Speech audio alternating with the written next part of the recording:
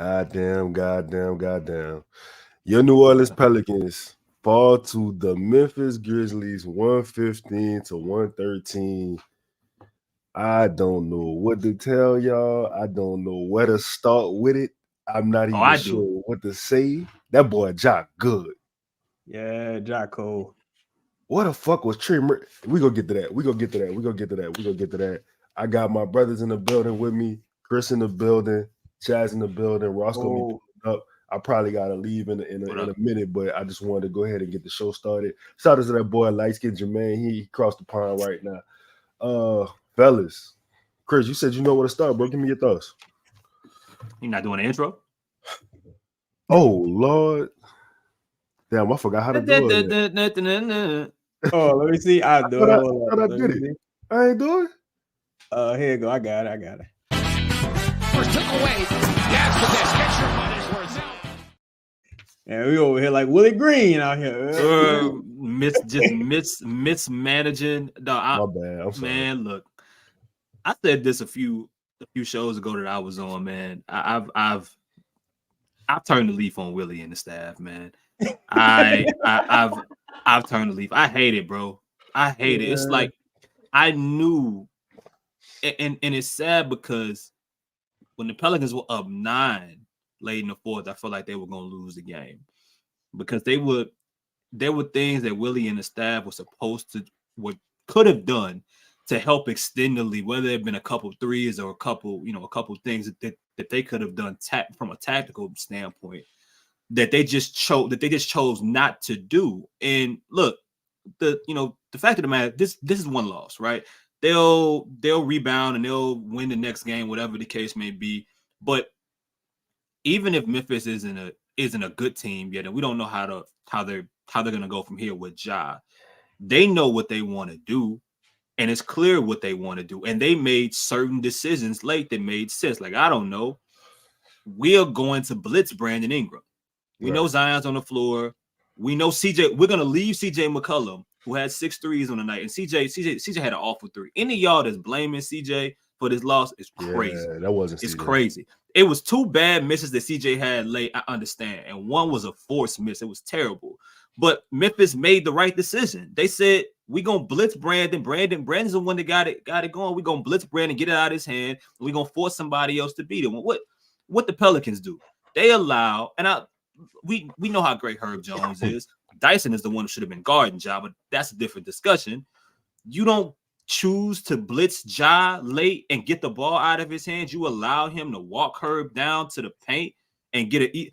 I mean, it was so many things this staff did, man.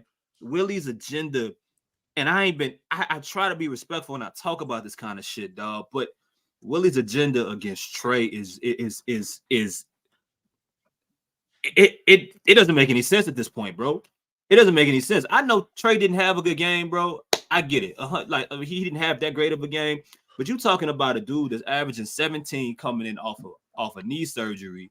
They're shooting damn near 50, 40, 90, and you still don't run plays for him. He got to get all his looks off of rebounds and off of plays where he just goes against the offense to go and make his own. And then you decide late where you can't manufacture offense and spacing with your unit has already been a problem. You got the perfect opportunity when you take out Jonas to say, you know what, fuck it. We need offense. We need spacing for this Zion Brandon unit. We're gonna put in Trey. We're gonna live with the results because they're not. The Memphis is ignoring Cody Zeller. Cody Zeller's offering you nothing at that point. He had a solid game. I'm not gonna take that away. He was offering you nothing at that point. The only thing he gave you was a rebound and a turnover in the fourth. Put Trey out there. Let them have to make a decision what they're gonna do for him for 30 and do. Jose Alvarado minutes guarding Ja when the only person that was guarding Ja well tonight was Dyson Daniels. That was the only person that was guarding him well. There are things that from a tactical perspective, game by game, minute by minute, the staff and the coaching, if I can see it, they can see it, and they didn't get it done. You blow a 23-point lead. Whoever said that this is CJ's fault, CJ, the reason they was up 20. When you blow a lead like this, man, and you continually do stuff like this ain't the first 20-point lead that they didn't blew, bro. This ain't the first 17, 15-point lead. When you end up doing that regardless of CJ missing them shots. This goes beyond your players. This goes beyond. This is about the staff and the mismanagement of this team in crucial moments, and it keeps happening over and over and over and over and over again. And it gets good teams highlighted, and you get results like this. It's terrible, bro. Listen, man. I don't feel like this was a. I know we love the match, or he loves the matchup of Jose on Ja, but I'm with you. Dyson was a plus 17 tonight. And that's I don't really like to get into the plus minuses, but Ross joined the show. Chaz, tell me about what you what you saw tonight, bro. I thought initially I thought the refs set the tone for the game. I thought they initially set the tone for the game. I thought they pretty much I thought they got Zion just out of the game totally in the first half. But you could see with this game, because at one point I'm about to stop watching this shit because but you can see in this game too much was happening that doesn't typically happen. Like when Dyson hit that three, that left wing three, I say, oh, you better take your money and cash out right now, because this is one of those nights where this was the best time to play Ja. You know what I'm saying? This was the best time to play Ja. Yep. I thought Brandon played exceptionally well. I thought CJ played exceptionally well. I just think I hate to say this, but if I'm a fan of Trey Murphy and Zion, I want them to trade it. This staff has no idea how to utilize that pairing. It's just like what the fuck are we doing here? How do you not know how to use 50, 40, 90, Chaz? It was glaringly bad. And the thing is, Trey actually was playing pretty well. like offensively. Like, I think what Willie doesn't understand is like, bro, it doesn't matter. Like when you're playing against superstar players, the defense doesn't necessarily matter. Like, you know what I'm saying? You have to outscore these people. This is the offensive heavyweight fight. Whoever get knocked out first, that's who loses the fight. This is that kind of game. So once Ja only did like one or two things. Like, he had the same two moves. That shit was just unstoppable. Like, and it was crazy to me because I'm like, bro, ultimately, like, let's say, Willie, you're this defensive savant, supposedly, but this is the time you actually turn over the reins to the offensive guy that you brought in. Like, this is the time where you draw something for a nice look, nice shot. And again, no, we never really blitzed Ja. We never really trapped him in the backcourt. Like, it was a lot of things we could have do. We didn't force Jaren Jackson Jr. to be the guy. We didn't really force Bane to be the guy. Early in the game, I don't know who the fuck number 7 was. I don't know who this dude is. Killing us. It was just a game where you can start to see guys who weren't involved get a little discouraged or frustrated even. Because it's like, come on, man, coach. Like, what are you seeing out there? You're not going to make a single adjustment. I always go back to last season in those back-to-back Jazz games on the road where we had 16-point leads in the third quarter. And we lost both of those games. lost one of those games in overtime. Lost another one of those games in during the regular time or whatever. I don't blame this game on CJ at all. I thought CJ was one of the reasons you maximized. Well, you had a huge lead. I don't really blame any individual player. I don't blame her for letting Ja score on him. To me, this was a coaching loss. Like, this was a coaching loss across the board. I would have liked to see a lot more actions between Trey. I don't even think Zion and Trey were on the court together. No, they were. They were on the court, but it wasn't no. I mean, it was no action. Like, there was no. I would like to see with that particular thing. That's just like, you're in a war and you got a Mag 11 right here, but you keep throwing rocks at the tank. It's like, use the Mag 11. Won't you use this gun? You keep throwing rocks at the fucking tank. So, I don't know. Hey, dust this one off, 24-hour rule, watch the tape, and you just go to the next game, man. Man, Ross, Chaz had a lot of valets. I mean, at some point, I feel like you got to try to get the ball out of Ja's hands. I don't know how successful you would have been. Like, maybe Desmond Bane didn't really have it going all game. Maybe you make him beat you. Maybe you make Triple J beat you. Oh, yeah. In the words of Light Skin Jermaine, smash the like button. He not here, but make sure y'all get the likes up. Ross, talk to me, bro. What you saw? How you feeling? We can't. Can y'all hear me all right? Yeah. All right. Yeah. No, we can't overly, be overly complimentary of Herb when he plays well or when we lose and things go well and this, that, and the other. And then just say, it's not Herb's fault tonight. He was awful. He was awful. I'm sorry. Yeah, I'm not gonna. I mean, I think Chaz is right to a certain degree. The officials took Zion out of the game early. Herb was awful. He was a non-deterrent to Ja the entire second half of the game. Ja didn't, and then he was a negative offensively. There are games where Herb can take his positive qualities and use them to benefit us on offense. There are games where they don't guard him and he allows himself not to be guarded. And tonight was one of those nights. Ja guarded him on the block the whole game. Didn't even pay any attention to him. This can't happen. He was terrible tonight. You guys, we can talk about anything you want to talk about. And I'll stay on here for an hour and a half and do whatever y'all want to do. I'm looking at one person tonight. Herb Jones was awful. He was terrible. They went at him and they didn't guard him. This is my problem. When you look, and I've been a verbal proponent of Herb has to start. Herb's a key part of this team. Herb has to do this. Herb has to do that. And Chris, Chad, you guys have fought me on that and said, hey, look, our best lineup doesn't have Herb in it. Well, tonight, I'm going to sit down and shut the hell up because y'all are right. Because he was terrible. And we'd have been better off if Trey Murphy had played over Herb the entire game. Point blank, period. He was terrible. I don't understand the I'm gonna just get in. Let's just talk about Trey. The fourth quarter, Trey played 21 minutes total. He started the game off. He's very aggressive. He was attacking. He's getting downhill. I mean, he shot three free throws. He hadn't made a three yet, but 21 minutes overall for Trey. Chris, talk to me. I don't get how you choose to mismanage a 50, 40, 90 guy, man. Like it was brought to my attention. Shout out to Kenny, OG. You guys know if Trey finishes this year 50, 40, 90, he'd be, I believe, the first person to do it both in college and the NBA.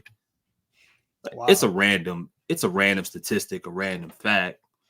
But I only say that to say, bro, this is malpractice. Whatever the fuck is going on to where they can't figure out how to have one of their best players closing games, no matter what the hell is going on, when it's a clear need for them. People saying, hey, offense wasn't the problem. Bro, look, 109 points what they finished I forget what they finished the third quarter, but 109 points. Whenever someone tweeted that to me, ain't shit in today's league, bro. His team scoring 150. If they had 109, they should have had a lot more. You heard CJ say we should be shooting 43s a game. Well, you can't shoot 43s a game if your best 3-point shooter, who is coming in off of, bro, he's not even Trey's not. It's not like Trey's even playing exceptional. He's had an exceptional game, but he's not playing exceptional, and he's close to averaging 16 point, almost 17 points per game, bro. You know what I'm saying? With nothing in the offense ran for him, nothing. You think Keegan Murray? I think Trey Murphy's a better player than Keegan Murray. You think Sacramento's gonna go through games not running plays for Keegan Murray? No, because they know that they gotta find a way to use him, bro. They know, in this team has Zion Williamson and Brandon Ingram. CJ just said that they take too many tough-ass twos. Well, you know who makes it easier for you not to take tough twos? The motherfucker that stands 30 feet away from the fucking rim and can make threes regularly whenever he chooses to, spotting up. That guy, make it easier on yourself. I don't care how they do it. If it's Herb, if you end up, but that Zeller substitution really irked me, bro. Zeller was giving you nothing. That was the perfect time for you to say, all right, we just gonna outscore him. We're gonna put Trey in the game and we're gonna experiment with this death lineup. You've done it before. Do it again. You're not stopping Ja at this point. It is what it is. But this problem that exists with this staff or with Willie, well, let's call it with Willie and Trey Murphy is insane, bro. He's about to get paid over $150 million. He can't play 21 minutes in a game like this. He can't. And he's gonna make life easier on your stars, bro. It's insane. It's insane. It's insane how mismanaged situations like this is. And against good teams, it's only gonna be highlighted, bro. I don't get it. Like, you can't come out and say we don't run plays for Trey Murphy. He gets it in the floor of offense. What the fuck are you talking about? Yeah. Why do you say that? Why do you think that? Why do you think 50? Why do you think 50, 40, 90, Chaz? Why do you think 50, 40, 90 with an improved offensive game just gets his offense in the flow of it? And it's funny, some of his first buckets didn't even come from behind the arc. It came, at the rim. I think, man, look, I said this before. I think Willie Green would rather lose coaching a certain way than win coaching a different way. He has his guys, and that's how he wants to do things. It was just kind of crazy to me. So, like, to watch it, you was kind of like, hey, this shit kind of ain't working no more. It was working during that run. Now, you probably want to, get back to like taking some threes, playing some inside out basketball. They don't have a center. Won't you feed JV? Once you get Zion going downhill again, like won't you switch it up a little bit, get that 2-man game between Trey and Zion going. And it's just like, nah, I'm good. Like, whatever, I'm good. Like, fuck that. No, I think a lot of times, it's glory basketball, and Willie just feeds into it. He and it was a lot of bad fucking habits, man. And again, when it's working, it's great, but when it's not working, and that's not going to work against superior offenses, superior talented teams, you got a defensive player of the year. And here's the thing: this one should make everyone feel even worse. No Steven Adams, no Marcus Smart, no Luke Kennard. Like, not like you lost against like some motherfuckers that just wasn't even like they wasn't nowhere near 100%. And you don't have an excuse. They don't have an excuse in the world to lose this game, man. And toward the end of the game, I thought the refs, middle of the game, I thought the refs were pretty favorable. I thought the refs kind of balanced it out from where they started in the game. But I thought, gave up too many offensive boards. It was the shit that kind of played, the shit that you was getting away with in the first half because you were making threes. You stopped getting away with in the second half. But all of the issues for this team, they carry over from game to game to game. It's just some teams are better suited to survive those things than other teams. And tonight, hey, we've seen this movie before, it is what it is. I gotta co-sign it because the one thing you didn't say was they were on a back-to-back. Like, this is why when I go back on the road this all the time, and I hate to say like, oh, we're not know-it-alls. Hey, y'all hold it down. I gotta dip. Y'all hold it down. We're not know-it-alls. Okay, I'm gonna sit here and say that, but we catch a lot of flack about, hey, the team went on a 3-4 game win streak. Oh, look at this. Everything's turning this, that, and the other. And then what did they say last episode, Chad? You guys are grumpy as hell. Y'all this is miserable. It's because we see what is happening, and we see the deficiencies in this team and in this coaching staff and in this personnel. We see it. We're here every day. We watch every game. And we know it's going to manifest itself in big situations, and it does time and time again. And it's just so frustrating. I mean, look, it's just so frustrating. Willie, this is a damning loss. I don't, I hate to use I hate to go with the season derailing loss, Chad, because it's not that. But it's certainly a really damning loss for Willie, in my opinion. This is you want to talk, if you got check boxes, this is a really bad box that just got checked on you, Willie. You were up 20 points in the second half. In my opinion, they took the gloves off and they just said, you know what? Hey, we're going to give the ball to our superstar and we're going to win or lose that way. And they won. They won. They played fucking pickup basketball on you, in my opinion, in the second half. They said, you know what? If we're going to lose because our superstar had the ball in his hands every damn play.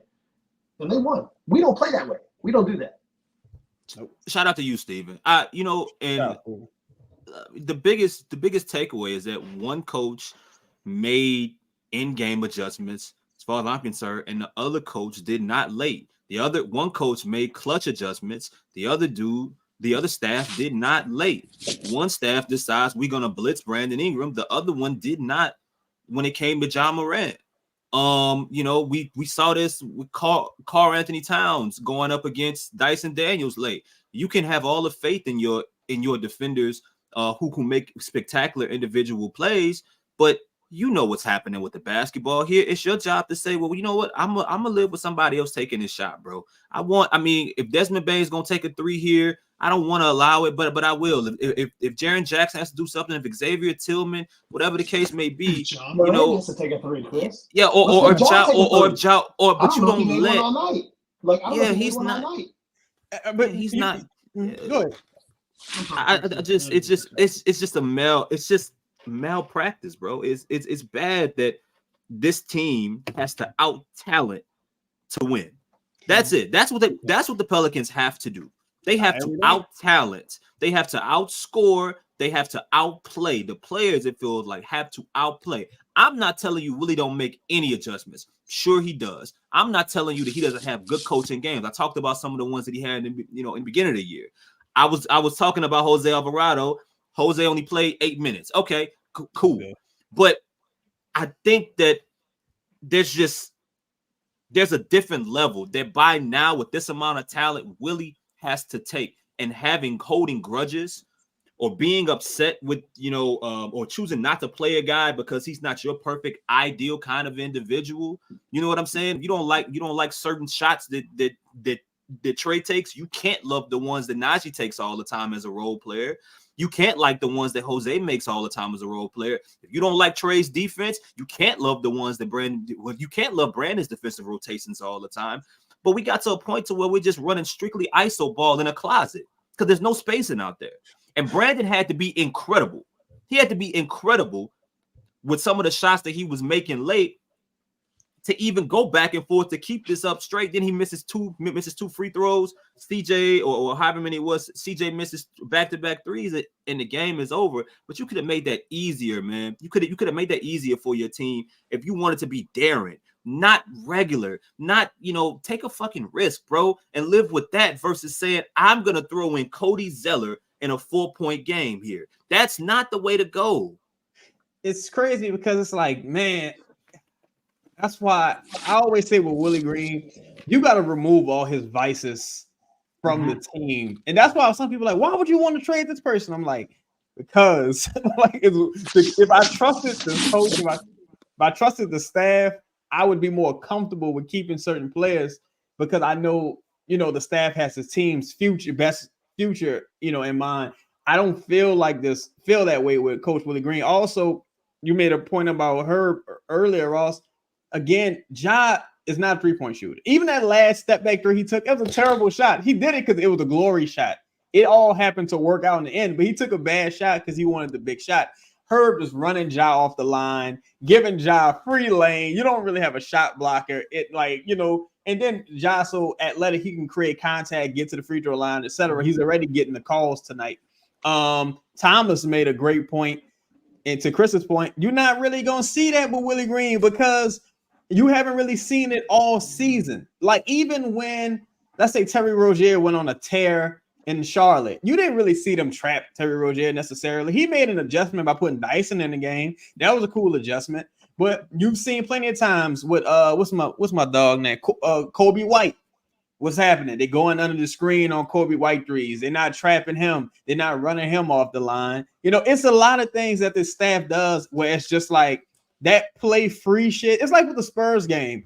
some of us talked about the Spurs game in one of our chats, and we was just like, this wasn't like an impressive win because the Spurs were so bad. Also, I need to see this team, win or lose, doing things that's going to help them in the future, doing things that's going to establish a hierarchy or a process of doing things, not playing Trey. Okay, let's say you throw him back out the next game. If he have a bad game, you're going to just yank him back out the rotation. So what did that prove? That didn't improve shit. Like, you know what I'm saying? The dude just coming back. Like, let's say, for instance, like Brandon, he made some incredible shots tonight. I thought Brandon did his thing tonight. I don't want to see that, like those mid-range shots. I don't want to see some of that no more. Like, it's just, that's not, you got the lead by taking efficient 3-point shots. Like, you know, in a couple of those shots CJ missed were wide open. He just hit the side of the fucking backboard. He also made like 5 of the motherfuckers before he ultimately missed. So I can't really put the game on him. For me, I don't put the game on any individual player. I just think Willie's stubbornness. Could you just saw them? They've lost every huge lead they've had this season, more or less. Sometimes they could just, you know, out muscle teams, Wizards, Spurs, and, you know, they just bring it home. Go ahead, Ross. Wait, you mean that we've lost huge leads with that incredible bench that everybody doesn't want to get rid of or do anything with? No. Stop, Chaz. No. Not our great bench. You mean to tell me we lose leads? No. No, I don't believe it for one thing. Look, what's getting overshadowed in this is how great Jonas was tonight. 7 lost leads. Oh yeah, Jonas was great. 7 lost leads. I really thought Jonas played a hell of a game. You know, I don't want to get all. I mean, obviously, there's so much to be negative about when you lose a 24 lead. I thought Jonas had a hell of a game. I thought every minute he was out there was positive. You know, I really thought when he played and we went through him or he touched the ball, and even defensively, I thought he held his own. I thought Jonas played a really good game tonight. Same here. Ross, I don't think your sound is coming through your mic, bro. It might be coming through your headphones. Yeah, it might be. Check the audio and see if it's coming through the headphones or the microphone. It sounds a little. What up? Yeah, I mean, I'm trying to find some other things here to talk about, man. I mean, what y'all got in the comments, man? Jonas had a really good game. I mean, I think like a lot of these dudes had. While if CJ didn't have a good fourth quarter, he damn sure had. Yeah, excellent a really game. Good second quarter. Yeah, you know what I'm saying. You know, Zion. Look, he only ended up playing 25 minutes because he was in foul trouble. I don't think he was relatively good defensively. He was sick. Was what it was. He had some moments. 5 for 12. That's not really who he is. He didn't play spectacular. Herb didn't play great. Najee had, I would say, probably his worst game of the season. But I mean, to your point, Chaz, I mean, this Trey Murphy situation was the problem I had with Hawkins. This was why when the Pelicans drafted him, who didn't play tonight also. I was like, it's a C because he can't do anything in his first out the gate but shoot the basketball. He can do it really well. Everybody's like, yo, well, we need shooting. Yeah, no shit, we need shooting. But will the coach and the staff stay with the guy once his flaws are magnified game by game and he's not shooting lights out? So you go from playing, you know, important minutes, crucial minutes, and then when certain guys start coming back, you're playing spot minutes or not playing at all. So if you could do that to Trey Murphy, who's en route to being an $150 million man, what the fuck you think they're gonna do to Jordan Hawkins? You know what I'm saying? Like that's the issue I had with him. Not the fact that he couldn't be a fit, he didn't feel a need. It's just that I just don't trust the staff to stick with guys like that, offensive centric dudes that have. And I think Trey's making some, you know, he had a bad defensive game, I think, in San Antonio, and maybe didn't, you know, but I think he's getting better. I think he's getting better defensively, and I think he's giving more effort, rebounding. He's gotten stronger. But it's terrible now. Trey's, if y'all didn't know, Trey's off a minute restriction now. He shouldn't play 21 minutes in any fucking game going forward, bro. He shouldn't. And this is he's one of your best players. Coming off the Lakers game, where I hate to keep going back to that game. He played 10 minutes in the first half. I just think with Willie, a lot of the biases just have to go away, or you have to go away, man. Because it ain't like you maximizing all the talent on this roster. Again, regardless of how he might feel, one might feel, Trey is one of the players on your team. He's a young guy. You're about to pay him a lot of money, and he's probably one of the more offensively talented, gifted players on your team in a way that you need to be offensively gifted in 2023, 2024. And you still not like giving them a fair shake. I really just don't understand like that line of thinking. It's like, bro, you haven't gotten results doing things your way. So I don't know, like, what do you think is going to happen here? Like, I saw a couple people mention it. I'm tired of seeing Zion parked in the corner because I'm like, you was doing that with Herb. Now you're doing it with Zion. It's like, no, and the funny thing is no one ever fucking really kicks to the corner anyway. So it's just a wasted play. It's like, why you got him out there? You playing 4 on 5. At that point, could you just neutralizing him? Or if they do have Trey out there, he just not getting the ball, or he getting the ball. It's like fucking 0.4 seconds left on the clock. It's going to be a turnover, some wild, erratic shot, and then you're going to get angry at him for taking the shot. It's just like, come on, man. I don't understand. And once you saw that the momentum had shifted in the second half, you should have known, like, all right, hold up. This ain't just about getting stops no more, because we can't stop him.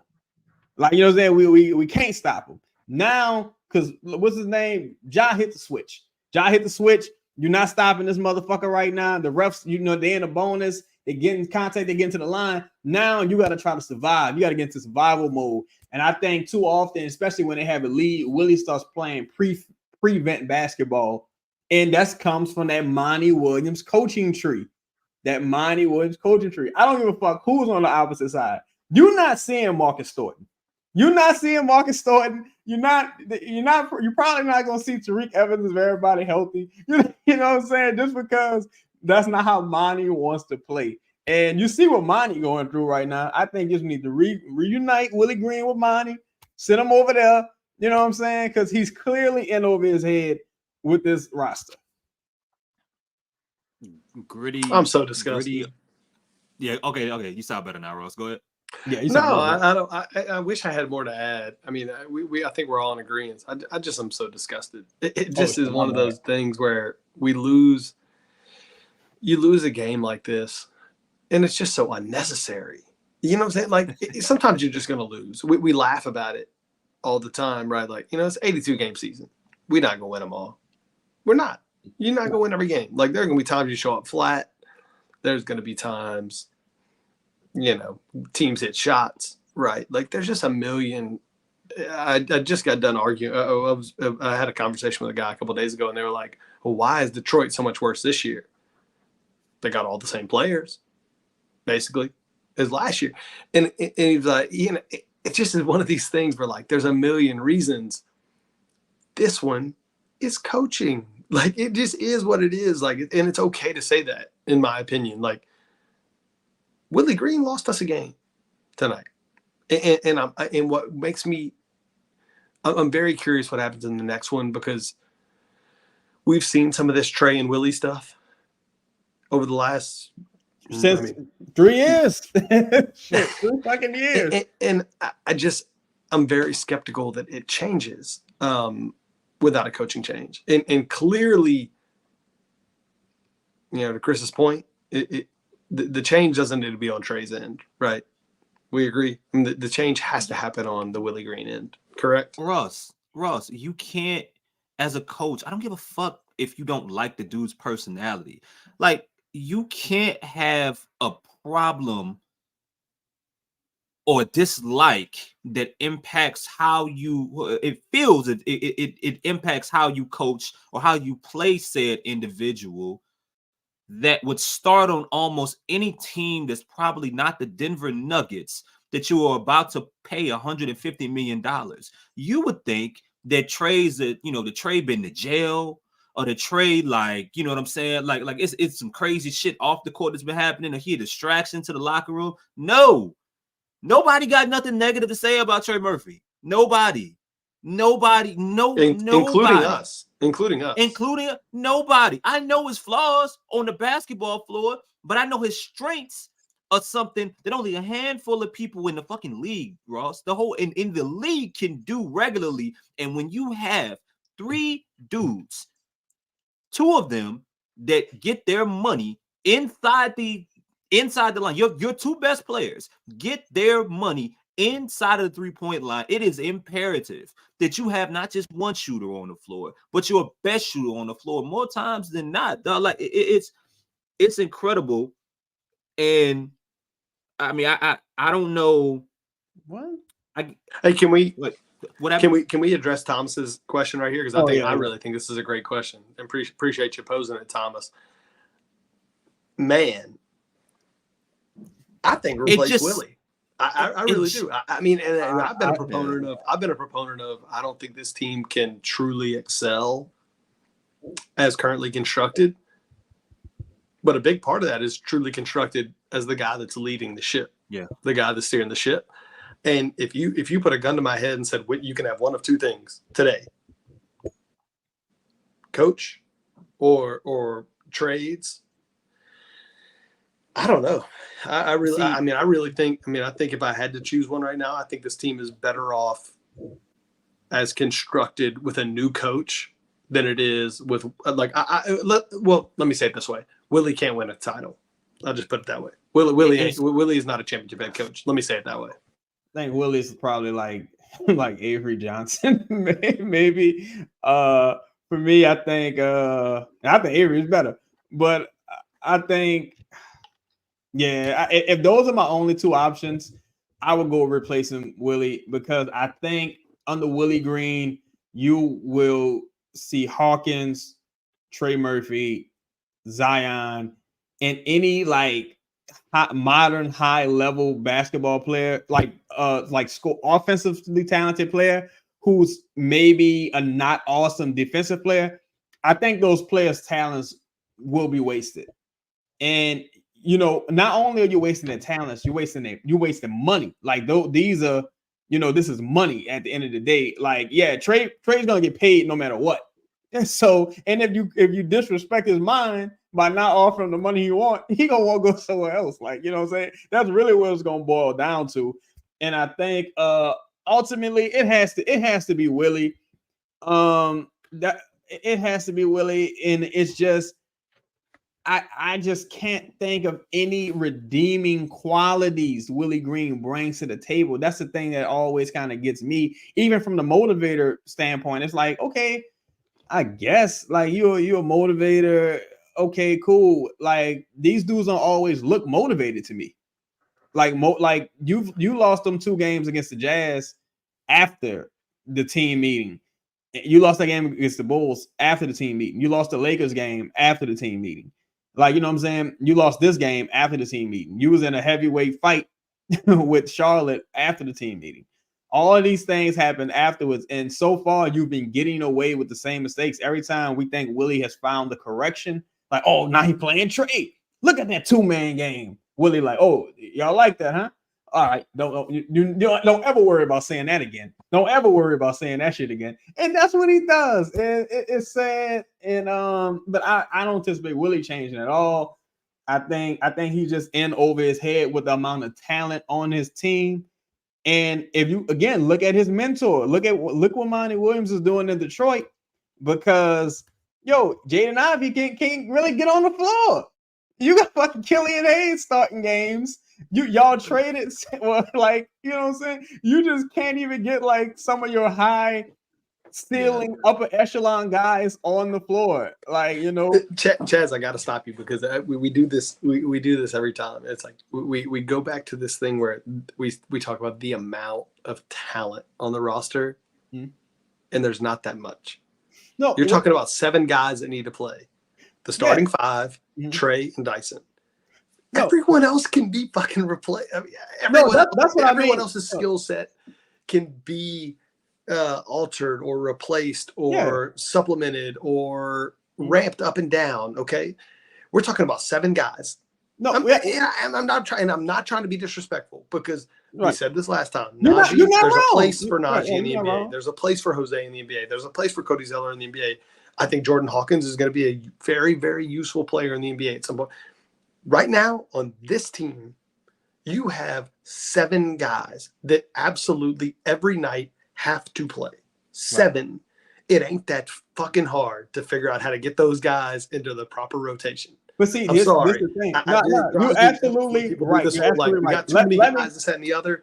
Let me clarify. It ain't that hard. Let me clarify. I think those 7 are too much for Willie Green. I think Willie Green needs a team where he has about 1 or 2 really like solid to good players, and he doesn't have a choice but to lean on those 2 players.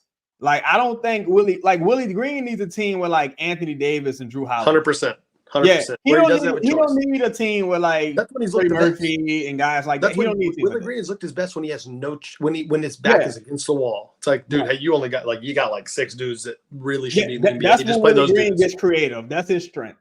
Like, it's fucked up, but that's the reality of it at this point. He cooks best when he don't have the right shit for the recipe.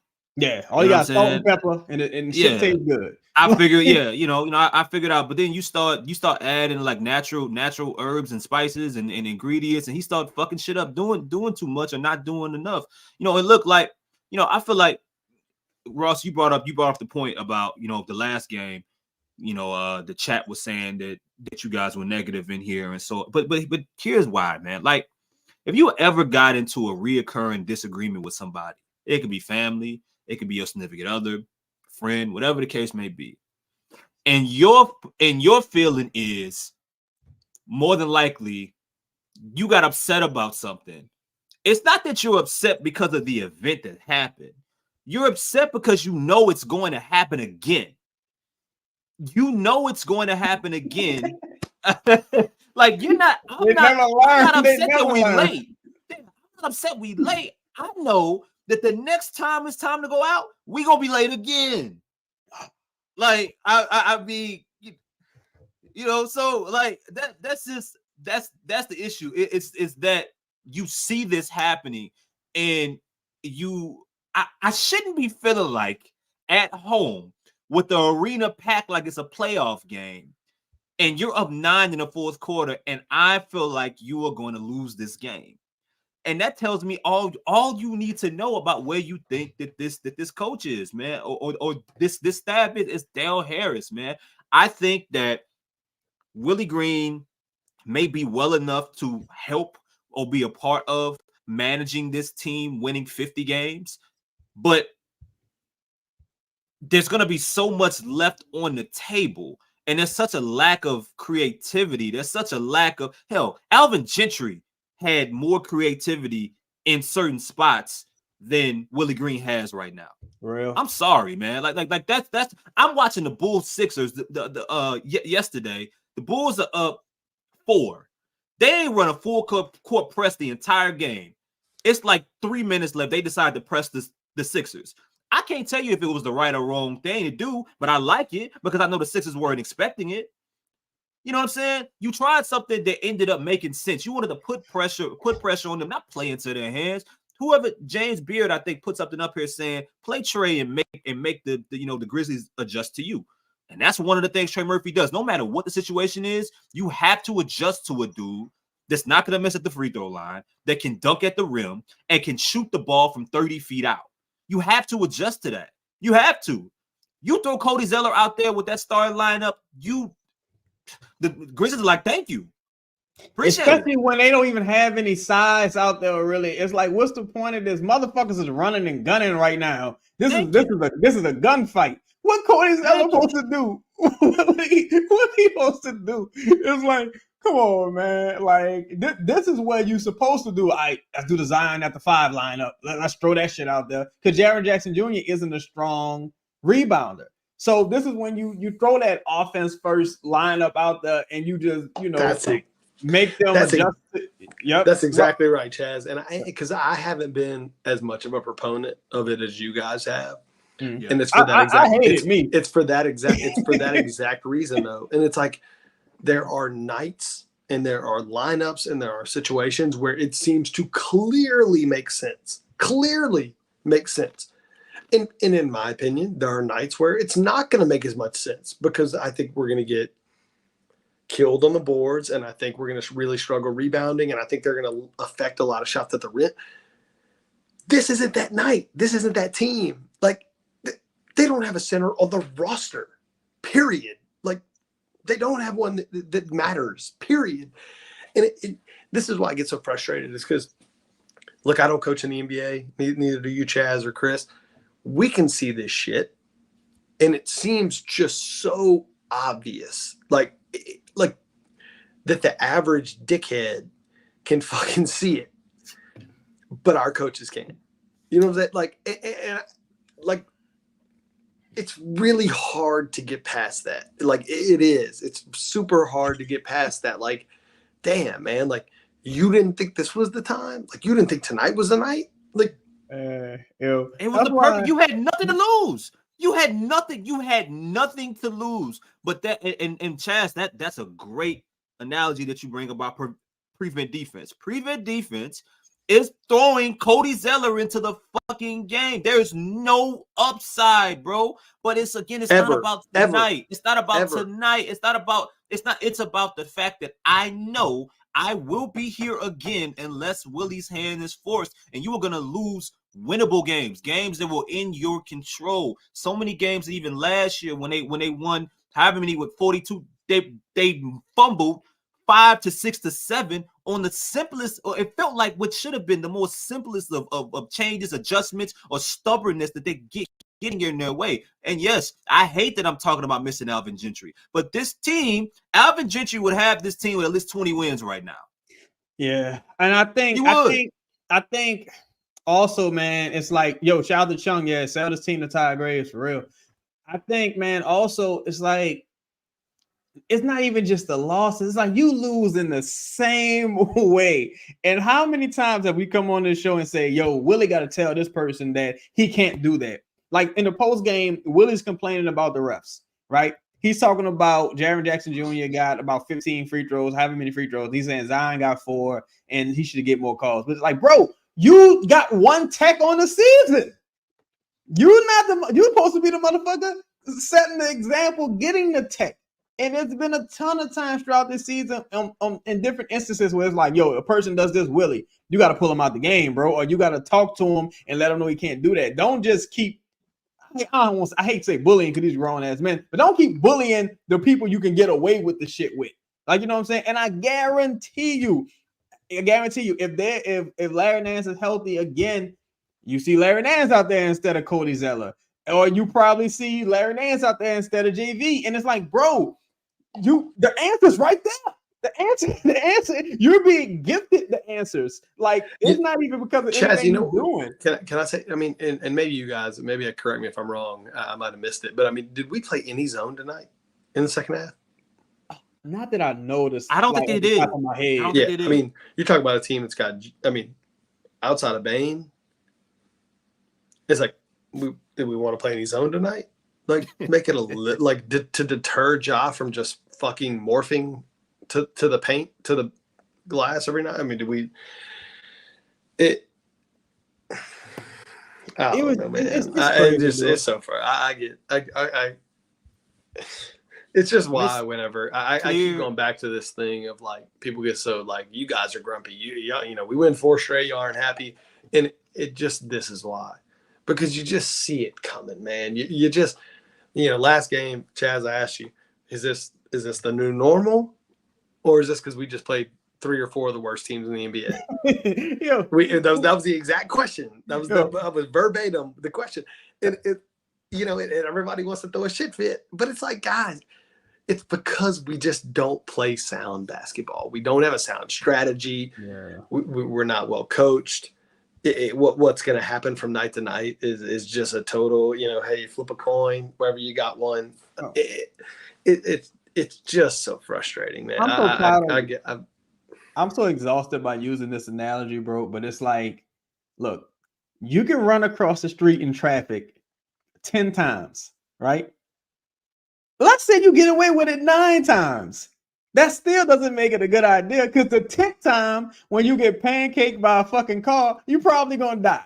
With this team, they get away with doing stupid shit all the time, and Willie never corrects it because they have like that top 7. Those top 7 guys are like really solid to good players, right? And you have a couple players who like a little better than solid. So it's like, cool, you're getting away with things. Add in the benefit of having an extremely soft schedule, but when it comes time to face real teams who are actually trying, you got to stop doing silly shit. And I'm sure people are going to point to a couple different times in the season to where, you know, they might have beat some good teams. It's like, yeah, that's nice. But more often than not, you need to be able to beat the teams that you're quote unquote supposed to beat. You can't be a high ceiling, low floor ass team. You got to at least be like a team that people can expect the same thing from at least every other night. With this team, I don't like tonight. This was a toss-up game, and it shouldn't have been.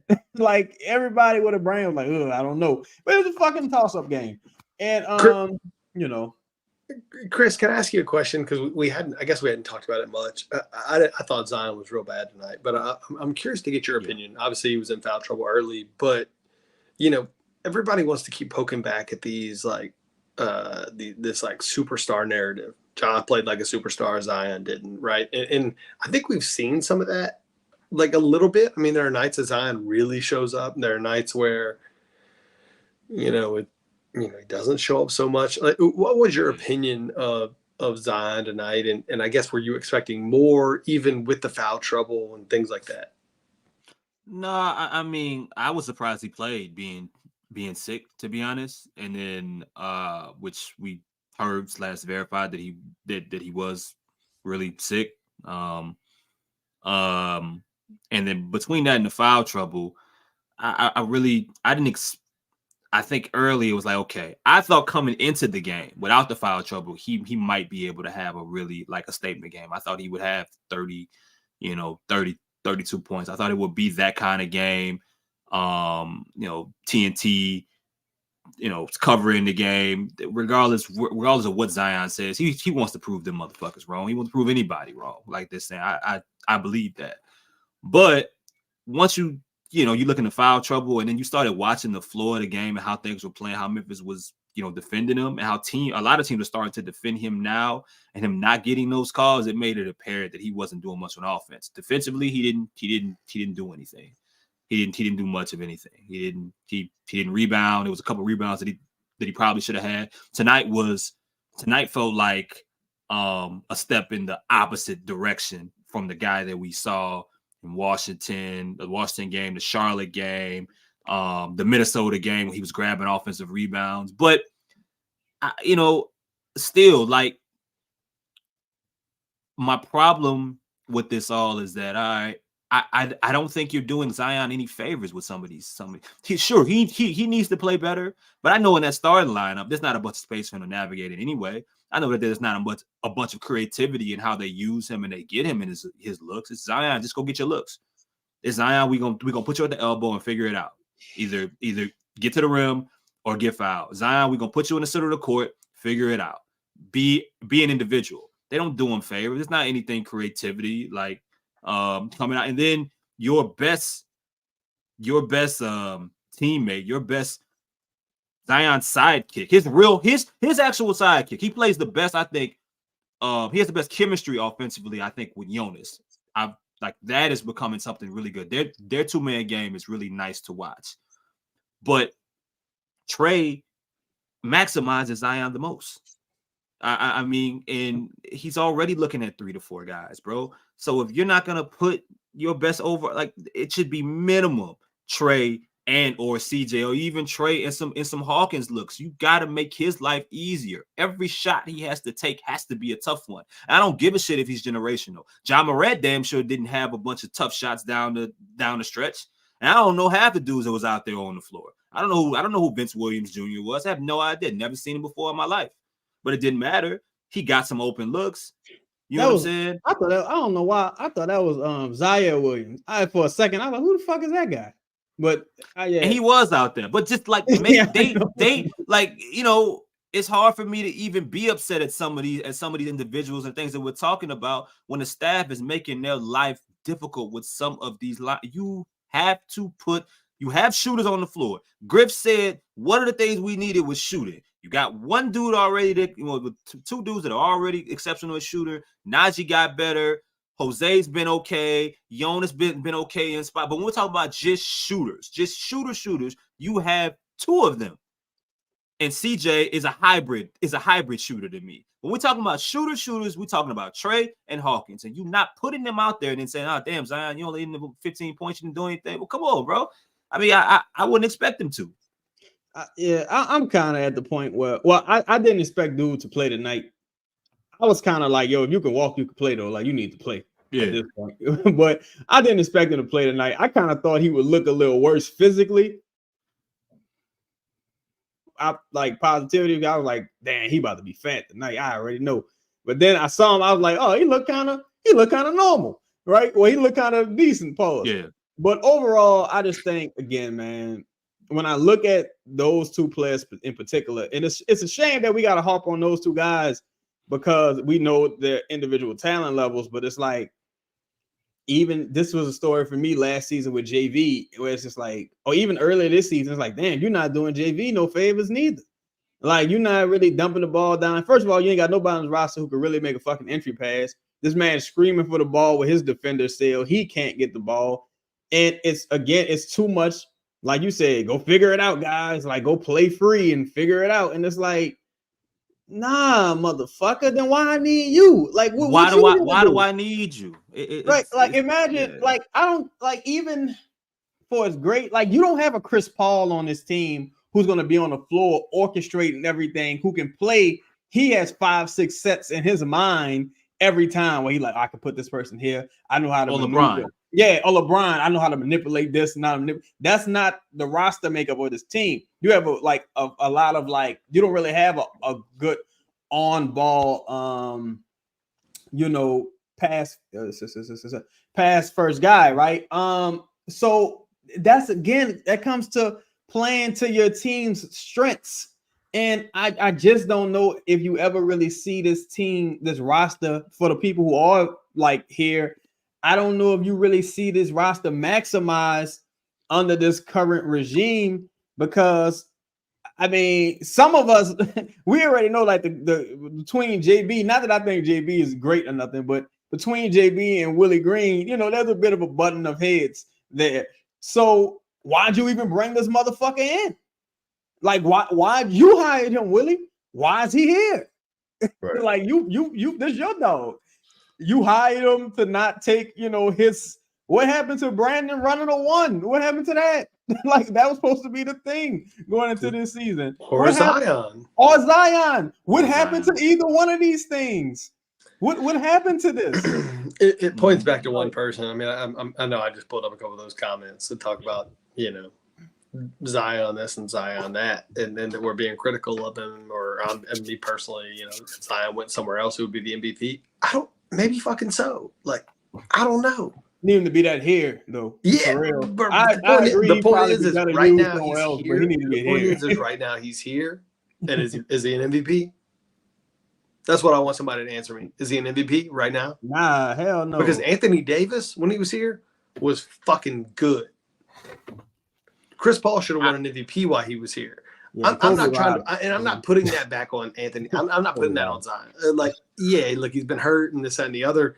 But don't give me this whole narrative around, like, oh, this dude's going to go somewhere else and be the MVP. Maybe. I don't give a shit what he does somewhere else. I'm looking at the roster we have right now, and we're all kind of on record saying, like, you got to build around his strengths. I didn't see that tonight. Like, and I think that's the frustration, right? He was, he got some early foul trouble, this, that, and the other. We didn't play to our strengths tonight. JV, Trey Murphy, spreading the floor.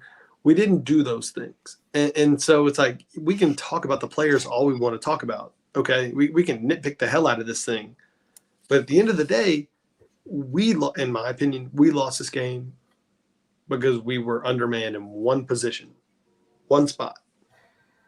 Look, that's at the head coach. Ross, bad leadership can make great individual talents look good or average.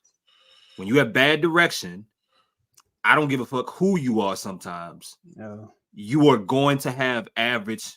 You're asking Zion to, and I think with his talent, maybe it's fair, but he should not with some of the parts that they have. He shouldn't have to overachieve and be spectacular every night. Tonight he would have had to have been spectacular, being sick to get 20 points. Brandon Ingram, some of the shots that he made to get the 34, he had to be spectacular. They were some tough shots again, but there were some adjustments that he made as well. There's too many individuals I think that have to overachieve the bad or the average direction that they're getting. It's like you out there playing with one hand tied behind your back because your coach decide they don't like your best fucking shooter because he didn't get it out the mud the same way that a couple other dudes on your bench did, or because he don't remind you of you. That ain't his fault. Find a way. Like what you think Griff's saying? At some point, it's like, all right, I gave you these parts, and it's a lot of people around this league that would make this look a lot better. It's your job to figure out how to use them. Fuck the personal shit. It's your job to figure out how to maximize these people, because no good coach would say, let's put Zion in the corner. I got an idea. Who you think that is? Is that Willie? Is that Willie or is that? That's a stray. Whoever it is. That man ain't Whoever even it here. is. But just call it straight. Yeah. Nobody would say, I got a great idea to revolutionize our offense. Let's put Zion in the corner. Nobody would say that. It's crazy. I was listening to the mismatch the other day, and this was after like the Timberwolves game, and it was kind of like, yeah, you had a really good game, but what the fuck are they doing with that offense over there with Zion? Like, why do you do that?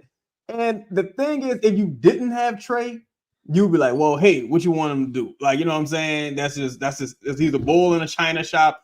It's whatever. But the fact that you do got Trey, you do got Hawkins, you had Matt Ryan, you do got CJ, and you saw how this game was going. You saw where your advantages was. And it wasn't even like we just was missing threes. We wasn't even taking the motherfuckers no more because, other shit started working. And we were like, oh, well, this is working. We're going to stick with this. It's like, no, you got to do what got you here, man. You got to do what got you here. And it's sad, but look, I feel like when Dyson hits a three, you should win. When Dyson hits a motherfucking three, you should win. And Chaz, again, I hate to go back. I hate to continue to look backward, but what did we say last time? What? We talked about how many threes this team had taken over the last 3 or 4 games, right? Yeah. 35, 42, 36, whatever the numbers were. Tonight, what do we take? 23 or 24, 25, whatever the hell the number was. We took that few? I don't. Somebody has five threes. That's crazy. The president just said that we get to shoot 40. How many did we make? I feel like 11. We made a bunch. I mean, CJ made 7 or 8 by himself. We hit 11. And look, you just made what? You just set a fucking record, and you're not taking no threes. That's what I'm saying. This is why the frustration is so palpable for me. Is that there's just no level of. You can never point back to something, right? You can never point to be like, hey, look, we played our game. We just didn't make shots tonight, right? Like, fuck it, man. Like, but these dudes are gonna make shots more times than not, right? You never. There's never that that I can. There's never that one thing where I can say something like that, right? Like, I mean, I hate to go back to the Warriors. Like, this is a bad example, right? Because they got the 2 best shooters of all time. But it's never one of those deals where the Warriors be like, yeah, I mean, fuck, Clay and Steph just missed shots tonight. I mean, that shit ain't gonna happen very often. That's a bad example. But we don't have that thing, whatever it is, right? We don't have coach. That. Well, I know. I know. But we don't have that, whatever that soundbite is. That we get there's a reason Willie Green gets up on the damn podium and it's like, really shit. All right, I guess we just didn't play good D or whatever the fuck you said. We went out there and competed. We didn't fight. We competed on the second half. That's why it's always some bullshit because we don't have a thing, right? We don't have like an impetus. We don't have We a do. strategy. We It's don't have a It's clear- compassion.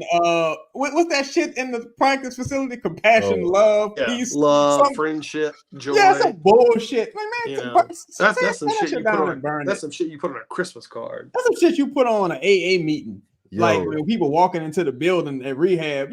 Come on, man. What you got, Lito? Yo, man, listen. Shout out to y'all for holding it down, bro. I appreciate y'all. Like I had to go pick my niece up, but listen, bro. Just listening. I've been listening to the pod. It's so frustrating because just a pod ago, right? We were talking about.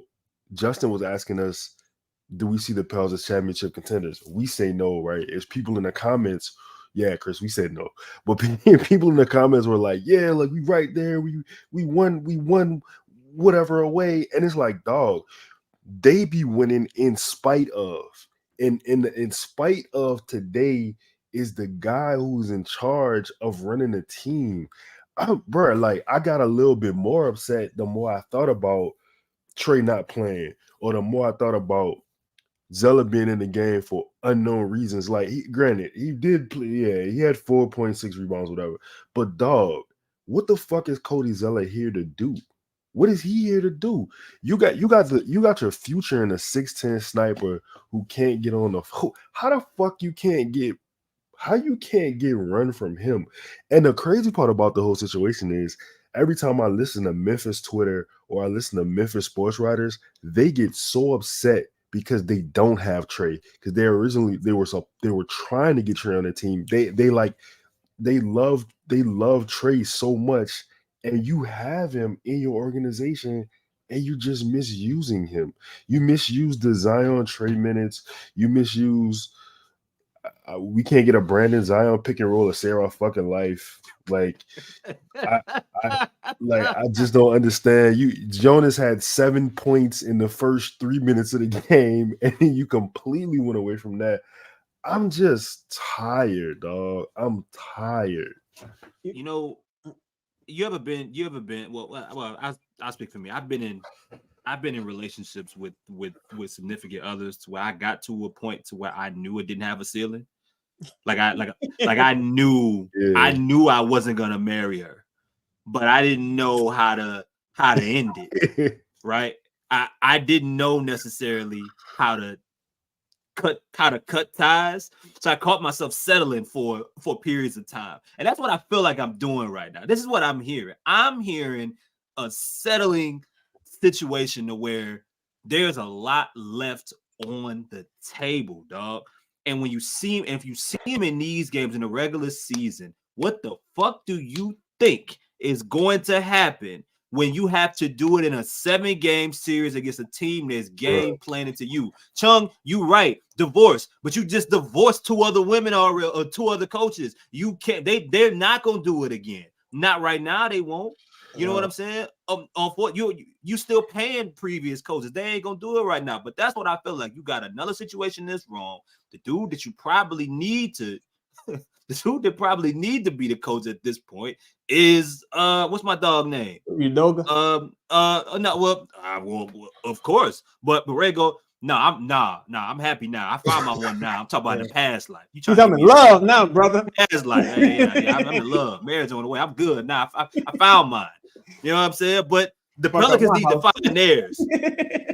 The Pelicans need to find theirs, dog. And this ain't it, man. This is clearly not it. And I don't know how many more. It's too many games left to know that I'm gonna keep. We're gonna be sitting here doing this shit again in 5 games. Like, what you want us to say? We're gonna be talking about the same shit. Remember when I said this? I don't know, Ross, you probably remember. I was like, even with like Kalito, you mentioned the Brandon and Zion pick and roll, and I was like, I still just see 2 dudes playing individually. Like, I just don't see 2 people who play together. And they might have like a pass here, pass there. And it's like, cool.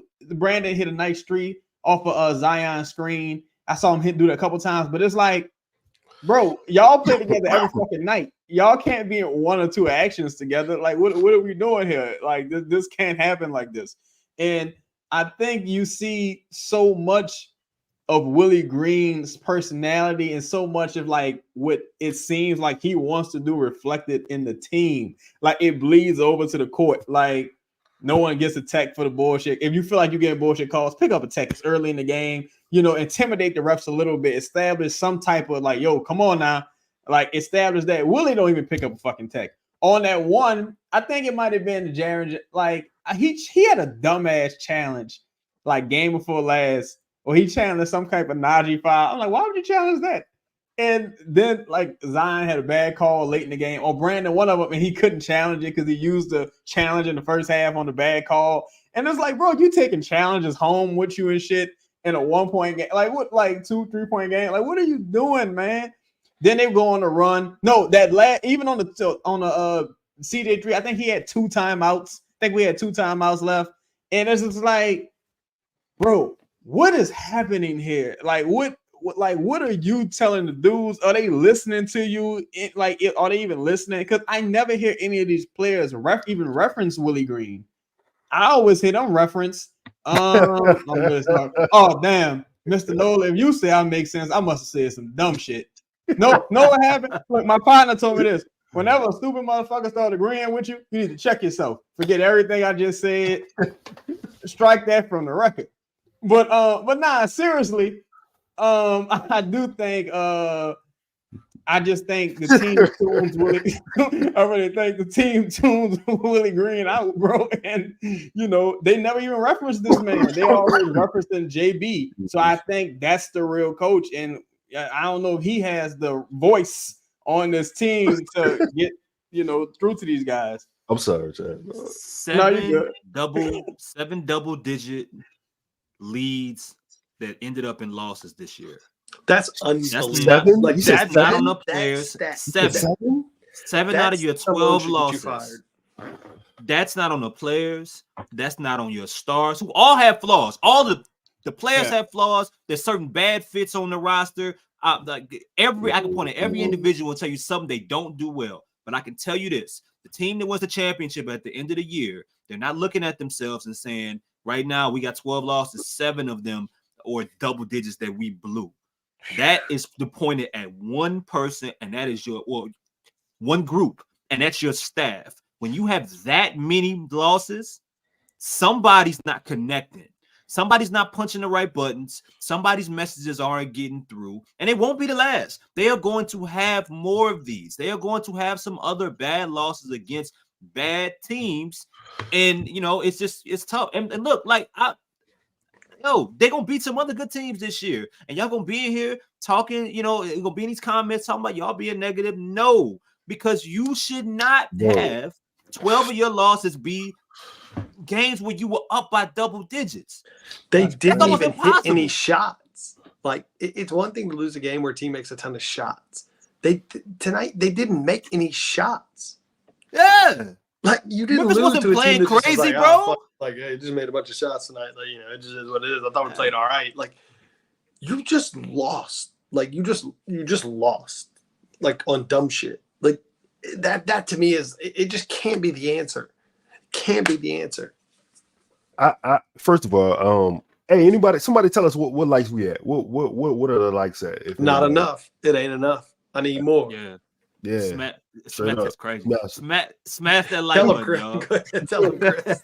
Chung be saying the wildest shit. Chung be like, yeah, this is a wild shit. Hey, bro, it's an hour 13 minutes in. These dudes been holding it down. They held it down for me. They held it down for light skin Jermaine. Like, man, shit, get what are likes at? We got to get the likes up, bro. Smash them in the words of my dog.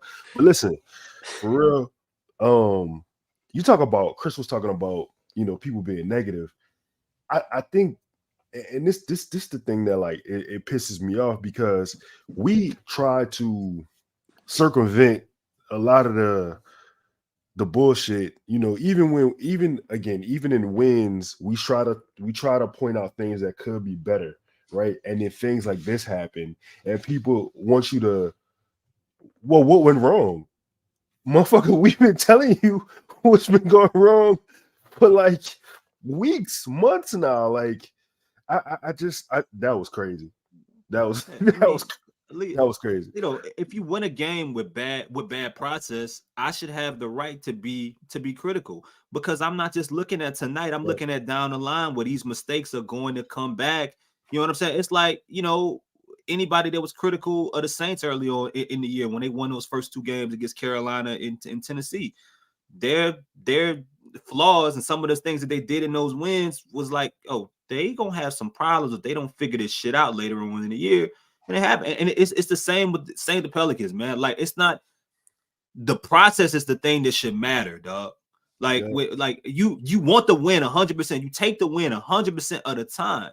But when it's time to go back and talk about the game, when it's time to go back and evaluate and be, you know, and analyze what happened, within at that point you're talking about the process is either working or one that's broken. If we set up here and Willie, you know, and the staff, they played all the right cards. They didn't play Cody Zeller. They made timely substitutions. And Memphis just came out in Ja's first game and went crazy. Ja put up 40. Like, they were making some crazy ass shots. But the process was right. I guarantee you we'd be having a different discussion right now.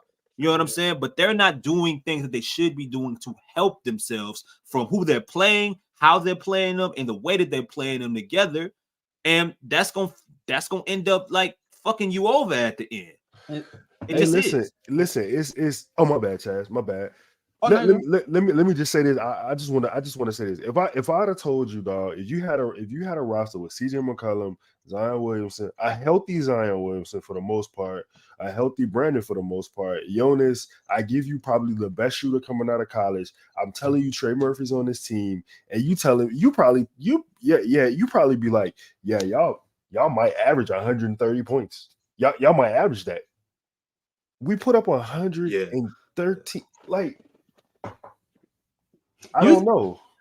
I would think this would be a terrible defensive team with mind-blowing offense. Mind-blowing. Like that's what I would think, right? But, you know, man, we talked last show, and I had to just accept, like, look, it don't matter what cool ideas we might come up with. It's like, I think this is just the team. I think this is the process. Well, not the process. I think they got this team together under the guise of it being an evaluation year, and they're going to shit the bed. And at the end of the season, they're going to come around and say, well, you know, we really like what we saw from the group and da-da-da-da-da. And it's like, bro, this is Willie Green's 3rd year, right? And he hasn't been like particularly good in either year.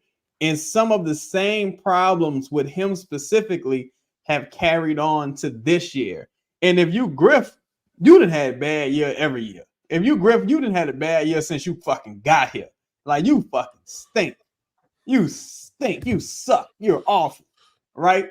And it's just like, bro, all these bad decisions go back really to you. And it's like, you knew this man wasn't.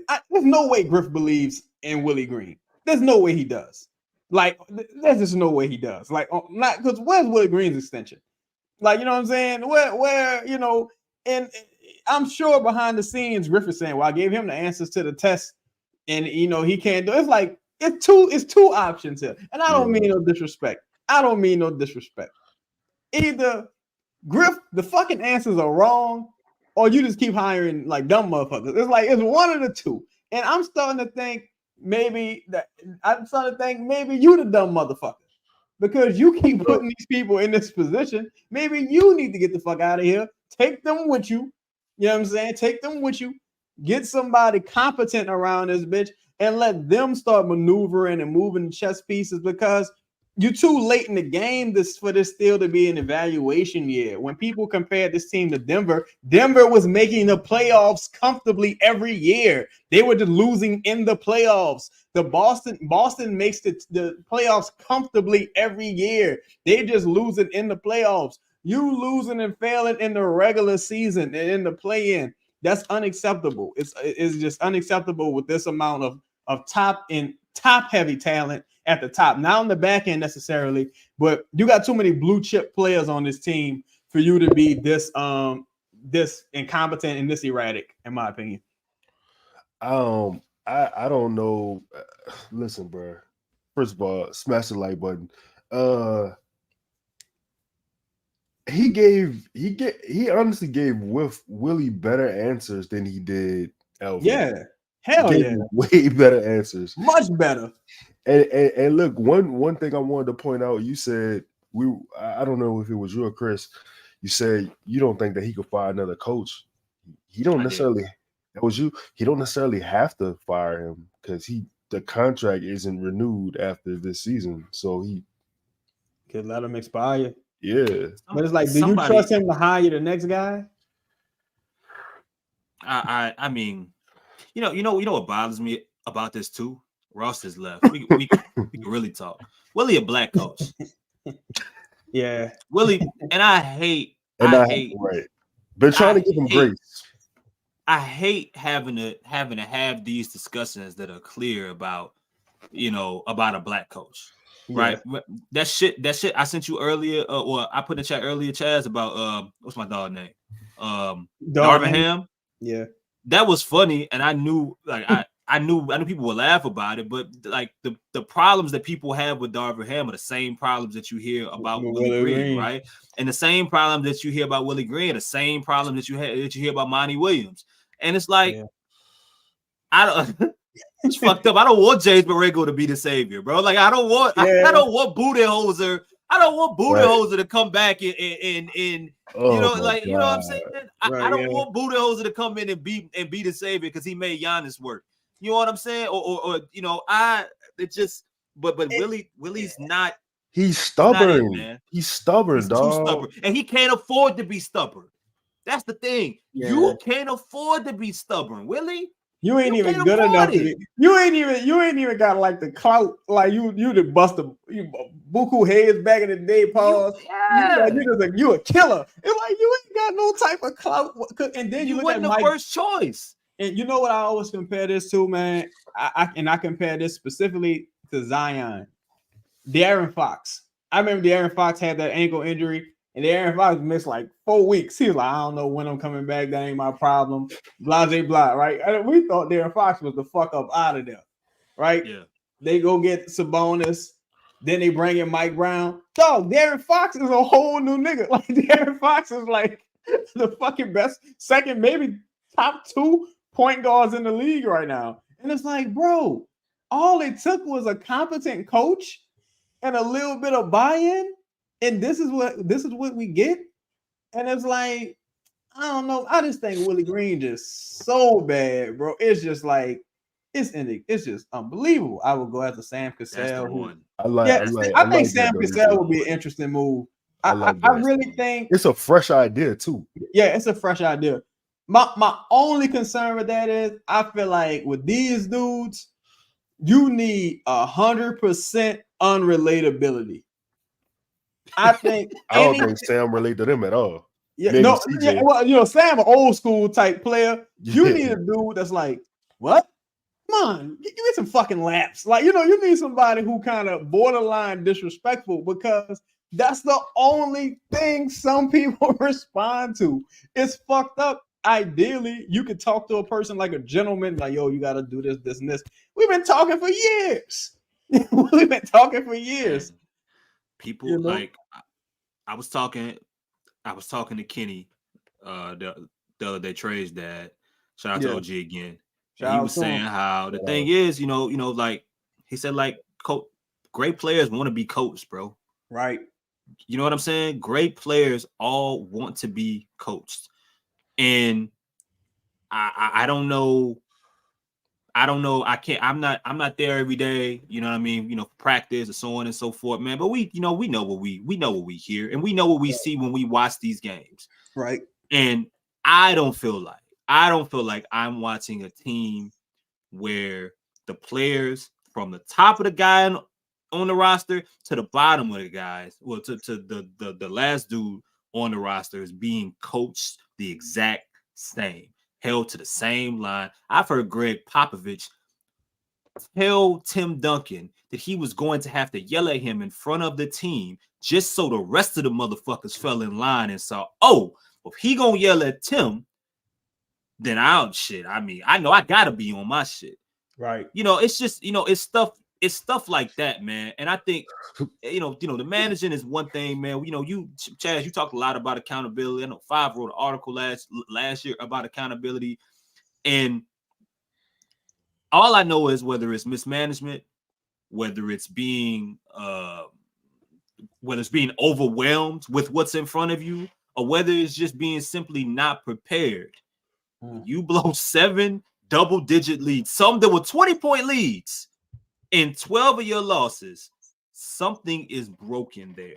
And even at 16, what are they? 16 and 12 now. Even if they should still finish over 500, they can win 50 games. They ain't gonna get to where they're supposed to get. Not with this, yeah. With that kind of setup and that kind of process, the players can't do it every time, bro. Random coaches don't win championships very often, man. It's very rare a random coach just walks in and wins a championship. It's a reason that even with the talent, a lot of these coaches that end up winning championships or going deep in playoff runs, they got something to them, bro. They got something with them, and it's repetitive. You know what I mean? You think Mike Malone would allow Mike Malone would go crazy? Do you see the way Mike Malone be on that sideline? He a madman. Mike Malone would go crazy as hell. Bro, they need somebody of that ilk. I had Mike Malone fucked up too. Like I really wasn't respecting his pedigree. But yeah, Mike nice, yeah. Like not good. No, I'm just about to say, like, I don't know what else I could say about it's just too many different agendas right now out there. Like, Willie Green don't strike me as a man coaching for his future. He too comfortable. He feels and that's the thing. And it's like, do you know you can't be fired, or do you feel like, hey, as long as I'm with Brandon, I'm good? Or like, what's going on? Like, how do you feel? Do you feel like long as Griff here, I'm good? Because you don't strike me as a motherfucker out there coaching for their life. Motherfucker supposed to be out there coaching for their life. And this team has been relatively healthy. Speaking of those 7 losses, dude, there's been several instances to where like other teams have come back. We just managed to hit some big shots at the end and pull away the victory. But this team is close to be like having significantly more pause come from behind losses. Damn. And it's like, it's just, I don't really know how. I don't know what the fucking goal is. I feel like of course he feel that way. Look at Dennis. Yeah, and hey, it goes back to that as well. But hey, Dennis also got the complexion for the protection for the collection. So I don't know. Willie Green might not have that, but yet and still, you got the opportunity. You've been bringing people. You've been building your own staff for the last 2 years, right? You fired a couple people that you've been wanting fired. You got all your people here now, with the exception of maybe Fred Vincent. Most of this is your people now, and y'all just look like fish out of water. Y'all don't know what the fuck going on, and it's disheartening, man. It really is disheartening because everybody, like, you already see the way things are going from a national level. Like, you becoming the butt of the league to a degree. Say, hold up. You see what 5 just said? What you said? Hold up. Don't read it. Oh, don't read it out loud. Okay. I mean, we saw that. I saw that. You know, I saw that watching the game. Yeah. Oh yeah. Yeah. I saw that. I saw that watching the game. I mean, I don't get how. I don't get. I really. I don't know, man. This Trey Murphy thing baffles me, man. It's infuriating. It really fucking baffles me. I don't see how you can afford to not make that shit work. That's why you gotta feel like you gotta make it work. You gotta feel like you gotta live or die with that motherfucker. Even knowing that, regardless if you don't play him, he's going to get paid $150 million. Who you think they're gonna pick? You or him? Hey, Zilla, it wasn't that crazy. It wasn't that crazy, Zilla. It basically was like Fire was bigging up Taylor Jenkins. He was in the press room and he was saying how impressive it was listening to them talk basketball.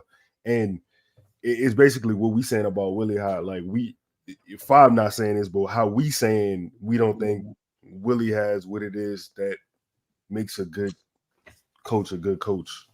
And man, it's crazy because to Chris's point, that's like the main reason. Like with the first season, I was kind of like, damn, I don't want to go too crazy. Like, but I just never liked Willie Green, bro. I just never could. I was like, yo, tactically, I was like, this man is so bad tactically. And then you're like, it's my brother. I can't go, I won't go that hard. But then by the second season, I was done. I was totally done. Just because the Trey thing to me especially is annoying. Because I'm like, bro, you don't know what's gonna happen with these two motherfuckers. You need to at least see what you got going on with this brother who, you picked 17. You won already. He Right. getting paid no matter what. It wouldn't surprise me if a trade was available and Willie Green was like, hey, we probably could move Trey. It just wouldn't surprise me at this point because everything, nothing is like sensible to me. You know what I'm saying? Nothing he does is sensible to me. As far as like, again, you go back to Tomas Satoransky. Like, yo, why you playing Garrett Temple? I wish I knew. I don't know. Motherfucker, if you don't know, who knows? Because you the guy. Bro, I'm sorry. I didn't mean to cut you off. No, you good. I'm just like, why you gonna even say that? That's the infuriating part about me. Can we talk about the handful of things that Willie said? Even if he was handcuffed and forced to, even if he was forced to play some things, if he was forced to do these things, why he shouldn't have said it. That's on the list. I got one. God. We don't run. 5. Do you run anything? Are you making it an emphasis to run anything for Trey Murphy in your offense? Let me answer. Yeah. 5. Are you? Coach Green, are you making it an emphasis to run anything for Willie? For Trey Murphy in your offense with the offensive explosion that he's having right now as of late? No.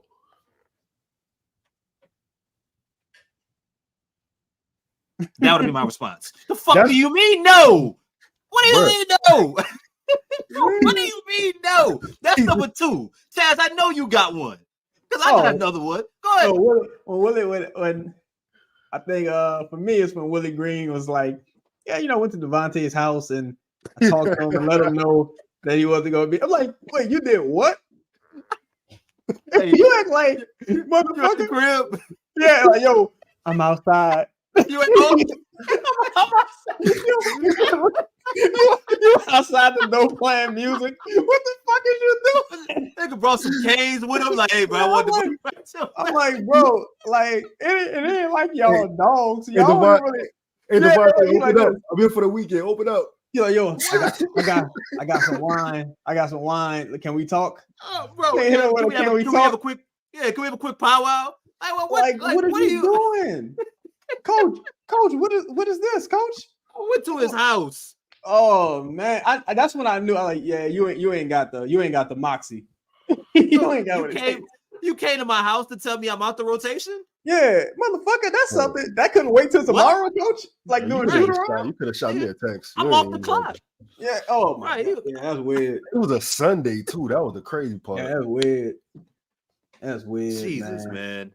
I keep saying Monty. Willie, yeah, dog. Monty, no, yeah. That's I swear it reminds me so much of Monty Williams, though. It's like this, like when I love listening to the people who cover the Pistons right now. They got some real talented people over there.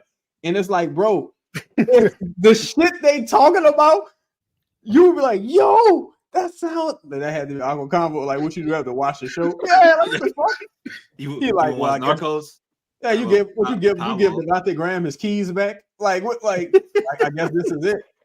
Like what the fuck? And what does Devontae say after that? Thank you, Coach. I really appreciate you coming over to my house at 8:30 to tell me that. Even in the preseason, because we haven't. They were like, yo, we see like Zion.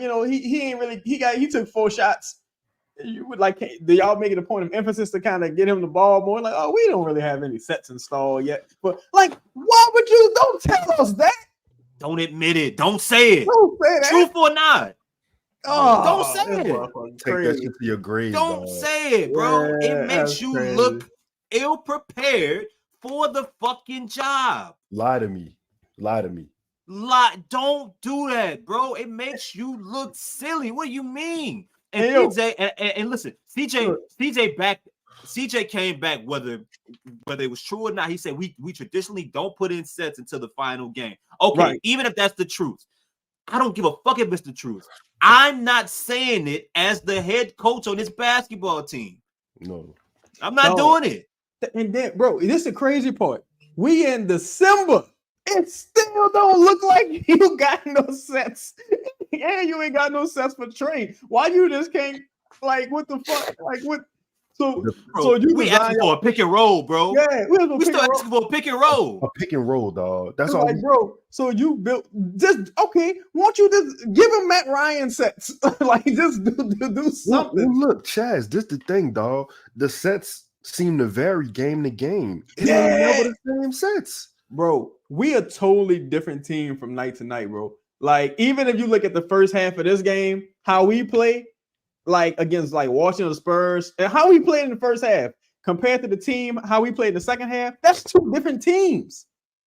It's a total it's a total regression. And it's like, bro, you the coach. You got all the power. You ain't gotta do this. Like you tripping, because I don't know, man. It's just I don't know. Run that horn, Jackson. Run it. Just Yeah, run it. elbow. Elbow. Look, you see Willie Green on the side? Willie Green, like, the whole fucking all night. he do The whole night. Throwing an elbow into the ground like a wrestling match, dog. It's insane. And this is 2023. We have so many other plays we can run, bro. Hey, that boy elbow's tired. No, it's a conspiracy. It's a fucking conspiracy. No, like so we know the plays. We know the plays. You don't think that you don't think the professional athletes know the plays? Willie thinks is he don't watch film nobody else do. He like, oh, we're gonna take them by storm tonight. We got him with this one. Oh boy, wait till they see this lip. Like, wait till they see this elbow. Wait till they see this. Wait till they see. Trash ass sauce. Wait, say Chris. You know how Brown was like, he was like, put the album out, and then we go hit him with the deluxe. So look, Willie be like, all right. So look, this is what we gonna do. We're gonna kill him. We're gonna run the elbow to the other side. Yo, they ain't gonna never see that one coming. Yo, to Thomas, shout out to Thomas. Yo, to Thomas's point. Thank you, Thomas. Thank you, bro. When you think about it, though, Zion said, "Yeah, JB called." He didn't say Willie was on the other line. Willie wasn't even in the frame. Willie was somewhere like they wasting their time with them bullshit ass 2-man pick and rolls and high-low action, all this shit. I'm running these motherfucking elbows. These fucking elbows. This nigga got the chalkboard. Willie calling it. Oh, and what? Yo, how about this? Why the fuck did you bring in James Borrego if Willie calling the plays? Yo, Willie, look, JB be writing masterful plays, and Willie just do this. Just run up. Like, what are we doing? Willie, why are you calling the plays, bro? Do this. Damn. All right, Brandon, this is what I want you to do. He'll come off the. No, look, he don't even gotta say it. Hey, you know what to do. Just scratch fucking play, yeah, bro. But I mean, listen. I gotta give Chaz his flowers, man, because I remember last year he was saying like, all right, you don't call the plays, you don't run the rotations. Like, you're not like motivator. Like what? Yeah. So what makes you? Like if I was having an interview for him. Like I will be asking him, so what makes you special? What makes you the guy for this role? Like what makes you the guy for this role? That would be my question. And now, okay, he is running the plays, but goddamn, man, there got to be some other creative actions. We should not be still asking for a Zion Williamson, Brandon Ingram pick and roll, bro. We're over a quarter into the season. That's the crazy part, bro. And we've been like relatively healthy too. And it was like, why you treat these motherfuckers like they never met? You practice with them every day. It's like, what you do, bro? You run pick and roll with motherfuckers you don't know at the gym. Oh Hey, my bro. God, bro. Hey, real shit. I'm about to start just walking around. I'm gonna walk around tomorrow, dog. Somebody ask me a question, I'm gonna just be like, Yeah. "What you talking about?" Willie Green. Oh man, I dude. I don't know, know. bro. I don't know, But you hear him every time they talk about anybody ask them about the coaching staff. Them boys go straight to JB. Yeah, because Coach JB, like he, and then like that shit come to the game like you said, he just rubbed the clipboard. Like JB being there talking about the players, Willie be over here like this. As soon as he leave, fuck what he talking about. Look, yeah, nigga, Fuck that elbow. Fuck out of here. Get the fuck out of here. Run the fucking elbow, man. James walked in with this full presentation. All right, so look, coach, I got this whole setup of these plays. I didn't outline them. I didn't put bullet points by them. I think this will be great. Right. Here you go. yeah. Well, I mean, I heard, everything I heard about James too. No elbow. Everything I heard about James, he kind of like an asshole. Like he getting people, you know what I'm saying? Yeah. He getting people feel like he tell them how it is, and I heard, you know, whatever. But my man's ain't doing that. Like he just calling you up.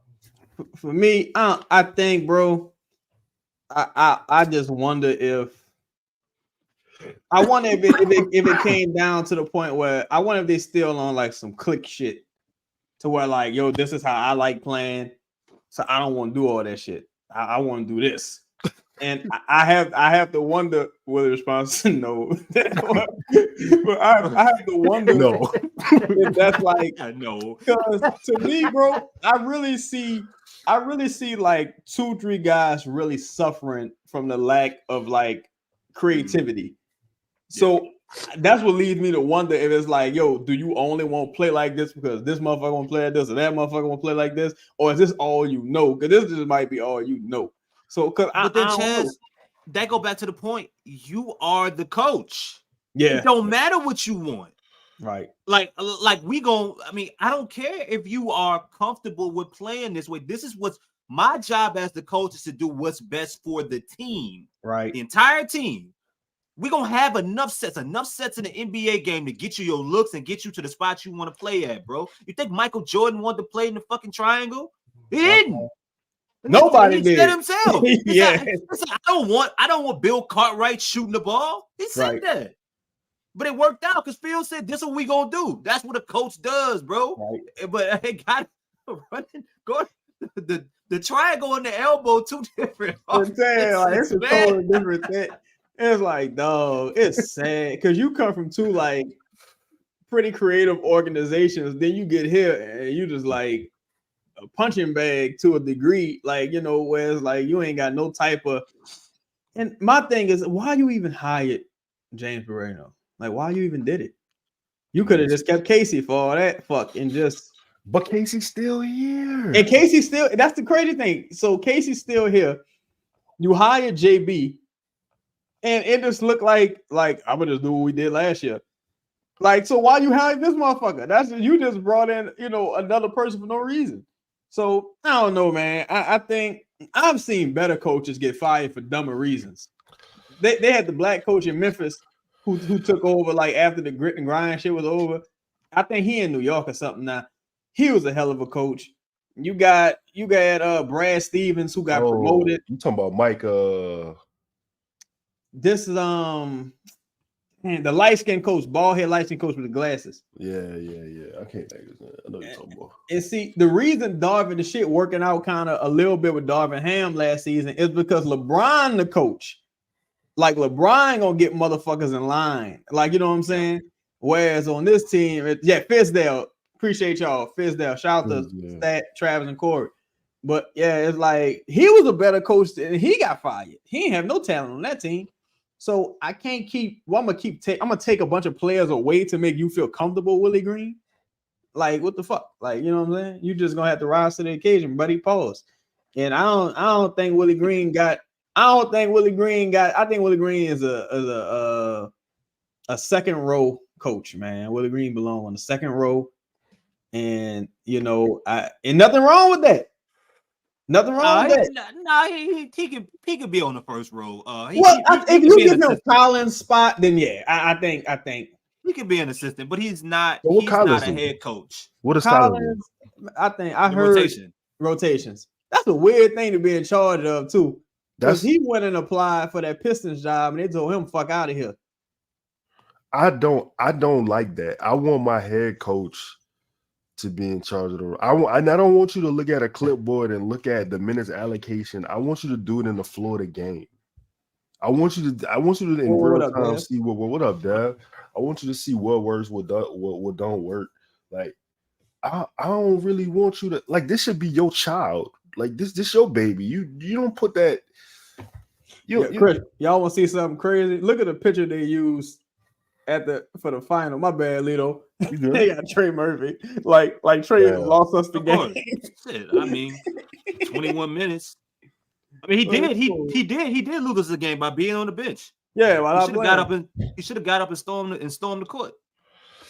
Yeah, man. Appreciate you, Chung Dog. Thank you. Let's take some more. Let's take some questions, Lito. I gotta get the fuck out of here. All right. Before we do that, go ahead and smash that like button. If you guys don't mind, go ahead and just smash the like button.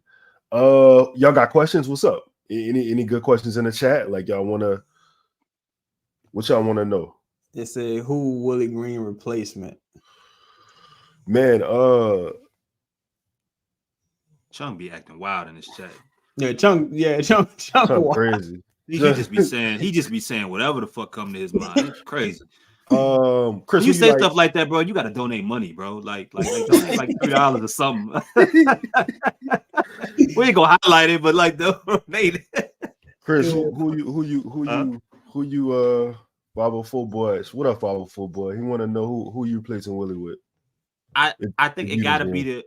I mean, I would go like the interim route. I would I feel like Chad said some things earlier, and I've heard some things similar about the guys really gravitating to JB, and that could be a situation because you know how you say the grass is always green. It's a new guy, new relationship. Maybe they don't know all the things that's gonna piss them off about Borrego, and maybe over time they'll get tired of him as well. But I think in the interim, maybe he might be the individual. You listen to James. You listen to James speak. He just seems to have an understanding and certain observations in regards to what needs to happen now. And even if it's not at the highest level, I believe that his voice and his ability to adjust in live time and adjust and put these guys, like he looks at Trey Murphy, he sees a star. Right. You know what I'm saying? Right. So, I mean, fuck, we all do, except Willie Green. So, if that's the case, I would give him the situation. That way you're not completely doing an overhaul. I don't think that you want to completely fracture all of the familiar faces with this team. I don't think these guys, you got the right people in the locker room that can, really handle that consistently. And then at least, from there, if James Borrego doesn't end up getting it done, then maybe you bring in. But it's a tough sell, bro, because can you get a high level? And it's another reason I say Borrego. Can you get a high level coach to come coach this squad for New Orleans? Every time you tried, unfortunately, you failed. You weren't going to get Ty Lue. You know what I'm saying? You weren't. You couldn't get Jock Charles Lee. Couldn't get Charles Lee neither. You know what I'm saying? Charles, right? Yeah, I mean you couldn't. So can and will that coach want to be under Griff? I don't. So you have someone in-house already that might fit, and then I think that will respond to the players, even if it's for a temporary, just to get a glimpse of what the best out of this group looks like. That's all I want is a glimpse of what they could look like at their best. Even when this team blows out a team by 20 points, it's not because they were maximized. Zion might have just dropped 30. Brandon might have dropped 35. CJ might have went off for such and such. Trey will go off for 30. Or they played a bad team. So let me see what's up with Pauls, JB, and then we can kind of figure it out, from there. And it wasn't low key, Craig. He benched him. He said Zion down. Like he did. I think this is a Chaz question. How much would it cost us to send Kyra to duck the tax? I know you be knowing the figures and shit. I think at this point you would have to attach it first to him, just because teams know that was your plan the whole season. Either that, or sadly, you might have to attach a good player or have Kyra piggyback pause on a good player's contract. Like if you were to move JV, sadly, you probably could sneak Kyra in along with that deal. But I do think you would have to attach it first to move Kyra at this juncture, because he's not even on your fucking NBA roster right now. He in the G League, and I don't know. The only saving grace the Pelicans have with moving any of their players, in my opinion, is that, especially the young ones, is that I think teams around the league look at this organization as a bit of a fuck up. So they feel like they might could take some of those players and find the jewel in that situation. Could you see it happen with a couple players, even Lowry? Like teams look at Lowry like, oh, Lowry ain't shit. The Bulls haven't been drafting well, neither. But Lowry go to Cleveland, then go to Utah, and he become this all-star player. And I think you might see something similar like that with a couple of guys on this roster. But I do think you probably have to attach it first. So look, they got a couple questions. I'm trying to start them all. Corey asked, when is Trey gonna start? That's a good question. Who's the coach? WG. Yeah, WG. if it's under this regime, Corey, I can tell you right now, bro, it ain't gonna happen. Not under this current regime. Nah, he'll start. That will be. I think it depends on how the season ends. But I think there's no way that you are going to pay him the amount of money that you're going to pay him, and he's not starting immediately after that. You just can't. You're not paying a dude with that amount of money, basically telling him that you think he's a star. Now, I mean, not a superstar, but you think he's a star kind of individual to bring him off the bench. He's going to start. So I really feel like as soon as last year, they can't keep avoiding it. And however they got to do it, whether it's the ownership or whether it's Griff or Trajan Langdon, somebody, even if Willie don't want to do it, somebody gonna make him do it and force the hand once they pay that money, he signed that check. Yo, y'all want to hear something crazy from Mike Prada? So yeah. Mike Prada, NBA guy, said, watch the whole Pels Grizz game. Did the Pelicans really use JV and Cody Zeller in the 4th instead of Trey and Zion at the 5? You're telling me Trey or Ingram wouldn't have handled Xavier Tillman, would have let you switch and shrink easier on Ja and space, and the spacing benefits on offense are obvious. So that's a national guy who's kind of, speaking about it. As far as Trey, man, Willie Green, again, Willie Green, he's a pause, but he's a fan like the Workout Warriors. Trey, I think if you're a dude who I just don't think he likes the Trey Murphys of the world. I don't think he likes dudes like that. It's some weird shit, some lame ass weird shit for whatever reason. But I think he like dudes who like, nah, see, I have to get it out the mud, so you should have to get it out the mud. I'm not going to do you any favors. And it's like, bro, like I'm getting about $30 million. So I'm gonna sit on the bench, and you don't want to presume that Trey gonna be comfortable with that neither, because he can get his money from anywhere. So I think you're gonna get to the point where you're gonna aggravate a couple motherfuckers just enough to where you're gonna have an ultimatum as the head coach. Here's the problem, even with that, Lito, this whole get it out the mud thing. Trey went to fucking Rice, bro. Trey wasn't even like a top 5, top 10 pick. Like he transferred, bro, all kind of shit. Bro, he started at Rice University. Niggas don't go to Rice University and make it to the league, bro. He went to Rice University, bro. Like, what you mean? Trey got out the mud too. He was 6'4", what was he at 17? Like, there are ways he got it out the mud as well, bro. But Rice University is one of them, man. That's the thing. Like, if I was Willie Green, that change your way of thinking, bro. Like, he may not have had to overcome. Like, even Jose went to fucking Georgia Tech. Even Najee went to fucking Xavier. Trey started off at Rice University, dog. He got it out the mud too. Find a way to relate to this motherfucker. Man. Like, I don't understand that little rift they got, whatever it is, and it's weird.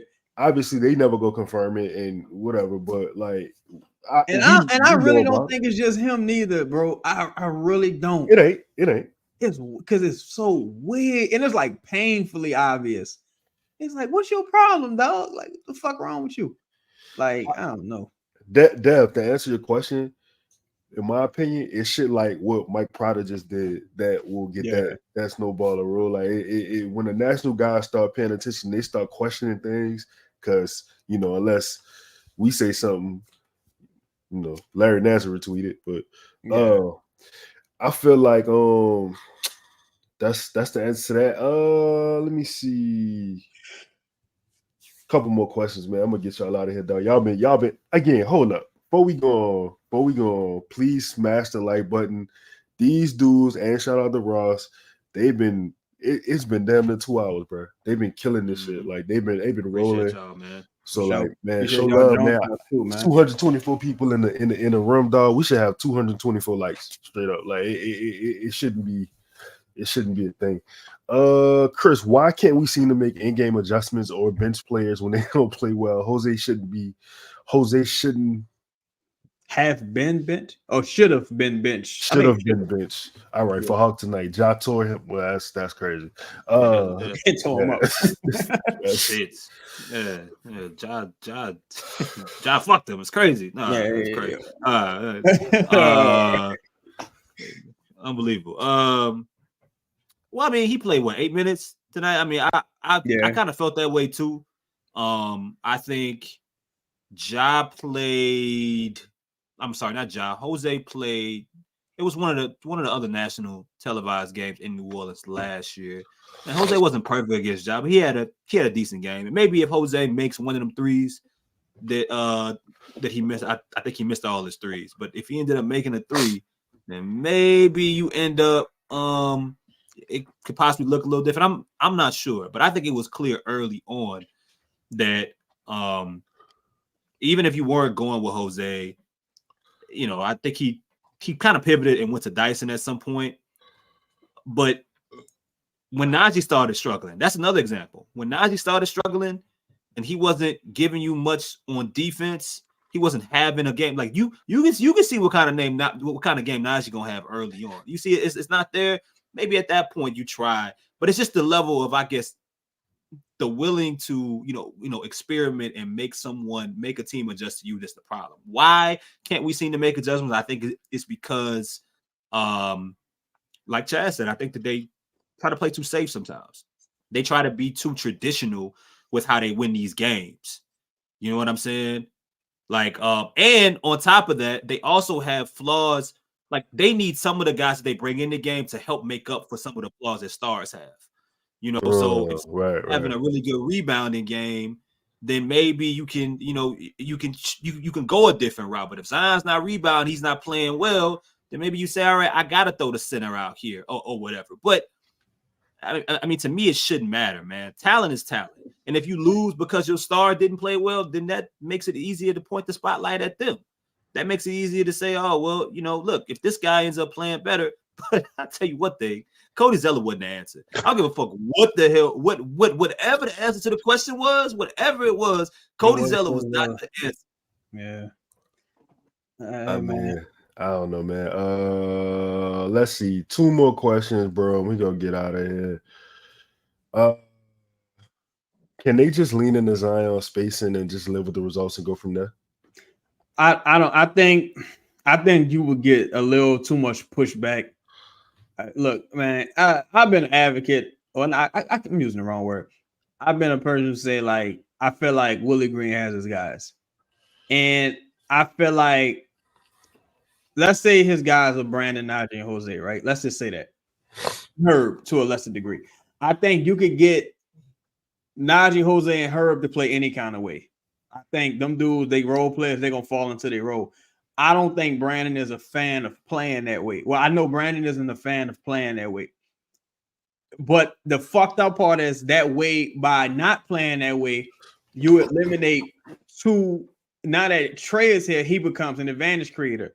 You eliminate 2 of your advantage creators. You kind of neutralize what Zion does best, and you pretty much take Trey out the game more or less, because Trey would thrive in that type of situation. I think I think Willie Green is just more. Appreciate you, bro.